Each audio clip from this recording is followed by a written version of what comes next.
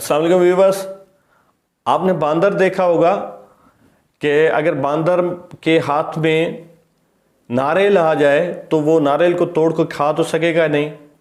फिर वो क्या करेगा कि रास्ते के पास कोई दरख्त होगा, उस पर चढ़ के बैठ जाएगा, जो भी वहाँ से बंदा गुजरेगा उसके सर पे फेंकेगा। तो यही माजरा है। एक टॉपिक पे हमने इतनी सारी रिसर्च कर डाली है, तो ये अब मैं तो अपने अटेम्प्ट दे चुका हूँ। तो अब ये उस नारियल की तरह है, मैं आपके ही सर पे फोड़ने वाला हूँ। सो आज हम अरिस्टोटल का कॉन्स्टिट्यूशनलिज्म डिफ़ाइन करने जा रहे हैं, कॉन्स्टिट्यूशनलिज्म पे बात करने जा रहे हैं, जो बहुत ही इम्पोर्टेंट है दो चीज़ों के लिए। एक, स्टेट जो क्लासिफिकेशन ऑफ स्टेट है उस पर क्रिटिकल एनालिसिस देने के लिए हमें ये इंतहाई ज़रूरी है कि हम उसके कॉन्स्टिट्यूशनलिज्म पे बात करें। एक बात। दूसरी बात यह है कि हमें अंडरस्टैंडिंग मिलेगी कि वो किस तरह से प्लेटो का जो ग्रेट स्टूडेंट तो है लेकिन ग्रेट फील्ड स्टूडेंट नहीं है। तो इतनी मेहनत करके आपके लिए वीडियोस बनाते हैं, एक सब्सक्राइब तो बनता है। सो इससे मुझे बहुत ज़्यादा मोटिवेशन मिलती है। और इसके साथ साथ आपसे ये भी रिक्वेस्ट है कि आप वीडियो में, क्योंकि अभी एनालिसिस मुझे पूरा नहीं दिखा रहा, इतनी ट्रैफिक नहीं है, इस वजह से आपसे रिक्वेस्ट है कि चैनल जो वीडियोस बहुत सारी बातें हैं जिस पे कमेंट्स होने चाहिए, जिस पे बातें होनी चाहिए, जिस पे इम्प्रूवमेंट के लिए आपके सजेशंस होने चाहिए, प्लीज़ आप उस पर कमेंट किया करें, वीडियो के एंड तक देखा करें। मुझे ये भी पता चले कि आप किस जगह से क्विट कर रहे हैं, ये भी मेरे लिए बहुत ज़्यादा हेल्पफुल होगा। तो मैं उससे उस तरह से डेवलप करना शुरू करूँगा। तो हम आज कॉन्स्टिट्यूशनलिज्म पे बात करते हैं, तो इसके साथ हम उसके बाद स्टेट्स पे बात करेंगे सेकंड पार्ट में कि उसने किस तरह से क्लासिफिकेशन ऑफ स्टेट की है। तो चलिए बिना किसी देर के वीडियो शुरू करते हैं। सबसे पहली बात उसने कही कि जो परफेक्ट स्टेट तो सारे मसलों का हल है, एक मॉरल बेहतरी ला सकता है, लेकिन मसला ये है कि परफेक्ट स्टेट खुद है वो प्रैक्टिकेबल नहीं है। इस वजह से वो जो परफेक्ट स्टेट है उसकी जगह पे हमें गुड स्टेट भी ला सकते हैं। गुड स्टेट भी वो काम कर सकती है जो परफेक्ट स्टेट कर सके, लेकिन वो गुड स्टेट को फिर डिफाइन करते हैं। वो कहते हैं कि गुड स्टेट वो है जो जनरल इंटरेस्ट को सर्व करे, और जो बैड स्टेट वो होती है जो एक पर्टिकुलर जो रूलिंग क्लास है उसके इंटरेस्ट को सर्व करे। ये पहली पॉइंट हो गई। अब ये डिफाइन करने के बाद वो कॉन्स्टिट्यूशन को डिफाइन करते हैं और उसके बाद गुड और बैड कॉन्स्टिट्यूशन को डिफाइन करते हैं। देखते हैं गुड कॉन्स्टिट्यूशन क्या है और बैड कॉन्स्टिट्यूशन क्या है। उससे पहले देखें कॉन्स्टिट्यूशन वो कैसे डिफाइन करते हैं, कॉन्स्टिट्यूशन है क्या। वो कहते हैं कि ये एक सेट ऑफ लॉ है जो डिटरमाइन करता है, जो ऑफिस में पावर्स में बैठे हैं उनकी पावर को डिफाइन करता है, और उसके साथ साथ ये वो भी डिफाइन करता है कि लोग हैं उनके जो रिवार्ड्स हैं वो कैसे डिस्ट्रीब्यूट होंगे। और constitution is basic law determines the allocation of power within the state as well as distribution of rights and rewards. तो ये कॉन्स्टिट्यूशन को इस तरह से डिफाइन करते हैं कि वो एक बॉडी होती है, मतलब एक सेट ऑफ रूल होता है जो डिफाइन करता है पावर को, और जो रिवार्ड्स डिस्ट्रीब्यूट किए जाएंगे या राइट्स डिस्ट्रीब्यूट किए जाएंगे लोगों के दरमियान, उसको डिफाइन करेगा। ये कॉन्स्टिट्यूशन को इस तरह से डिफाइन करते हैं। उसके बाद बताता है कि एक अच्छे कॉन्स्टिट्यूशन होते हैं, एक बुरे कॉन्स्टिट्यूशन होते हैं। अच्छे कॉन्स्टिट्यूशन वो होते हैं जो जनरल इंटरेस्ट को सर्व करे, लोगों के इंटरेस्ट को सर्व करे, जबकि बुरे कॉन्स्टिट्यूशन वो होते हैं जो रूलिंग क्लास के उसके जो होते हैं इंटरेस्ट होते हैं उनको सर्व करे।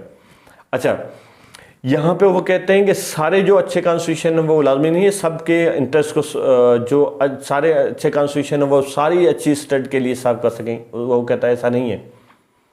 तो ये जो कॉन्स्टिट्यूशन है ये डिपेंड करते हैं, वो वहाँ के सिटीजनशिप की इक्वालिटी पे डिपेंड करते हैं। ये एक कॉन्स्टिट्यूशन सबके लिए एप्लीकेबल नहीं हो सकता, लेकिन वो कहते हैं। अब यहाँ पे एक बहुत बेसिक अप्रोच के अंदर फ़र्क देखें। यहाँ पे अरिस्टोटल की अप्रोच है, वहाँ पे मॉडर्न डेमोक्रेट्स की अप्रोच है, यहाँ पे इनकी थोड़ी हम यहाँ पे डिफरेंसेस देखते हैं, उसके बाद थोड़ा आगे चलते हैं। वो बात ये है कि एक तरफ प्लाटो कह रहे हैं कि भाई जो वही रूल करना चाहिए, वही पावर में होना चाहिए, वही उसके पास ही सॉवरेनिटी वही होनी चाहिए जो वर्चुअस हो। और दूसरी तरफ से ये मॉडर्न डेमोक्रेट्स हैं, ये कह रहे हैं कि वो ये उसके पास ही ये सॉवरेनिटी होनी चाहिए, लोगों के पास होनी चाहिए, बगैर किसी रेफरेंस के लोग सब बराबर हैं। तो यहाँ पे वो सवाल करते हैं कि यार ये यहाँ पे एक कॉन्सेप्ट देते हैं जिसको हम कॉन्सेप्ट ऑफ डिस्ट्रीब्यूटिव जस्टिस कहते हैं। इंतहाई इंपॉर्टेंस पे बहुत सारे क्वेश्चन पे आते हैं, बहुत सारी डिस्कशन पे होती है। उसके डिस्ट्रीब्यूटिव जस्टिस के मुताबिक वो पहले तो इनसे सवाल करते हैं, प्लाटो से, कि भाई आप वर्चुअस आप कैसे डिफाइन कर सकते हैं, वर्चुअस आप डिस्कवर कैसे कर सकते हैं, क्या वर्चुअस की मतलब आपकी इक्वलिटी है? तो इक्वलिटी को वो रद्द करते हैं। इनकी भी बात इक्वलिटी वाली है कि भाई सबको जो पॉलिटिकल इक्वलिटी सबके पास होनी चाहिए। तो ये कहते हैं कि भाई ये आप कैसे कर सकते हैं कि एक बंदा बहुत ज़्यादा स्टेट की तरफ कंट्रीब्यूट कर रहा है, एक बिल्कुल नहीं कर रहा, आप दोनों को बराबर कर रहे हैं। इस बात को ये रद्द करता है कि भाई इस तरह से नहीं होगा।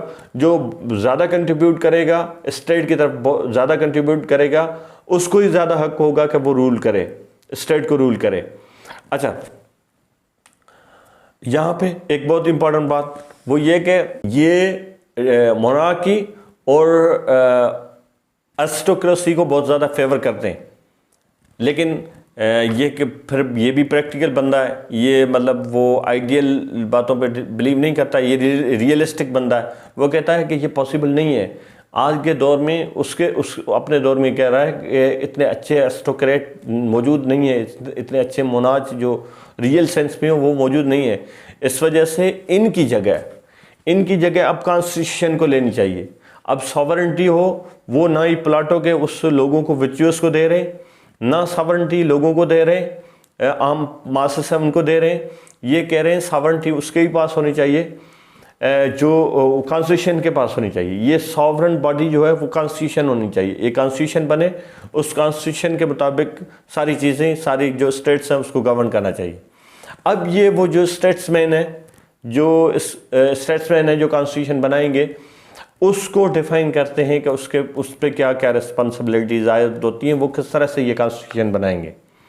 उसके लिए वो कहते हैं कि जो स्टेट्समैन कॉन्स्टिट्यूशन बनाने जा रहे हैं उसके लिए लाजमी होना चाहिए जो रूल कर रहे हैं या कॉन्स्टिट्यूशन जो बनाएंगे आज के दौर में जैसे होता है, इसी तरह का वो कॉन्स्टिट्यूशन उस वक्त आज से 2,500 साल पहले वो उसी तरह के एक गवर्निंग बॉडी रिकमेंड कर रहे हैं। उसके बाद उस तरह का ही कॉन्स्टिट्यूशन बता रहे हैं कि इस तरह के कॉन्स्टिट्यूशन होने चाहिए, फिर वो कॉन्स्टिट्यूशन के मुताबिक वो कंट्री चले, उन रूल्स उन कानून के मुताबिक कंट्री चले। ये मतलब 2000 साल पहले की बात। तो वो अस्ट्रडल कह रहा है कि जो स्टेट्समैन जो कॉन्स्टिट्यूशन बनाएंगे उसके लिए लाजमी होना चाहिए कि वो उन रूल्स को मतलब कॉन्स्टिट्यूशन को पढ़ें, कॉन्स्टिट्यूशन की उसको नॉलेज होनी चाहिए कि किस तरह के किससे कॉन्स्टिट्यूशन बनते हैं, और उसको ये भी समझ होनी चाहिए कि सर्कमस्टेंस चेंज होने से कॉन्स्टिट्यूशन को कैसे चेंज करना है या उसके अंदर क्या तब्दीली आनी। और उसके बाद उसको ये भी अंदाज़ा होना चाहिए कि मैं जिसके लिए कॉन्स्टिट्यूशन बना रहा हूँ वो आइडियल कंडीशन वहाँ पे नहीं होंगी। इस वजह से एक नॉर्मल कॉन्स्टिट्यूशन, एक एवरेज कॉन्स्टिट्यूशन बनेगा जो सबके लिए एप्लीकेबल होगा।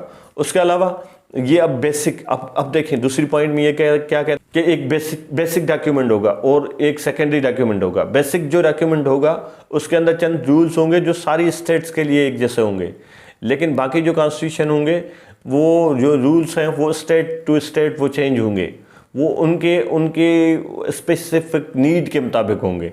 और इसके अलावा वो कहते हैं कि उन स्टेट्स के लिए कोई न्यू कॉन्स्टिट्यूशन लेना बहुत डिफ़िकल्ट होता है, इस वजह से उसको अप्लाई करना बहुत डिफ़िकल्ट होता है। इस वजह से उनके अंदर वो स्टेट्समैन की कारीगरी होनी चाहिए कि उन रूल्स और रेगुलेशन को वहाँ पे अप्लाई। और तीसरी बात यह है कि उसको समझ होनी चाहिए कि ये जो सब स्टेट्स हैं वो एक ही तरह से बिहेव नहीं करेंगी, ये सारे रूल्स हैं वो सब के लिए एक जैसे अप्लीकेबल नहीं होंगे, वो अलग अलग तरीके से उनके रिजल्ट्स होंगे।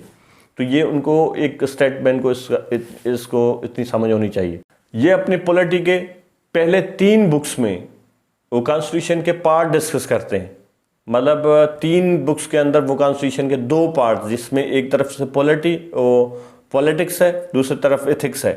पॉलिटिक्स में वो जो पावर्स हैं, जो रूलर के पावर्स हैं, उनके ऑफिसर्स के पावर्स हैं, उनको डिफ़ाइन करते हैं। जो एडमिनिस्ट्रेटर हैं उनके पावर को डिफ़ाइन करते हैं।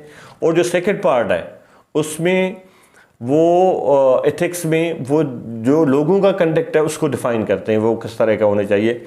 ये 3 बुक्स में ये डिफ़ाइन करते हैं। फिर चौथे बुक में वो अलग से इकोनॉमिक्स को डिस्कस करते हैं।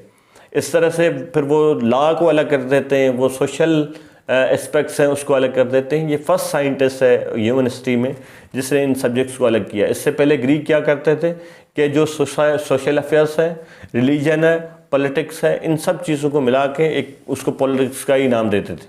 और इसके अलावा एक इंतहाई इम्पॉर्टेंट बात वो ये कहते हैं कि ये स्टेट्स हैं, ये एक जैसे मतलब एक मोनार्क है, मोनार्की है, एक एरिस्टोक्रेसी है या तो ये सारी एक जैसी नहीं रहेंगी। ये वक्त के साथ चेंज होती रहेंगी या सोशो इकोनॉमिकल और पॉलिटिकल कंडीशन के हिसाब से उसके अंदर, उसके फार्म के अंदर चेंजिंग होती रहेंगी। इस वजह से उसका जो स्टेट्समैन है उसको ये अंडरस्टैंड करना चाहिए कि ये उसके जो डिस्ट्रीब्यूशन है, राइट के डिस्ट्रीब्यूशन है, उसको उस तरह से करना चाहिए।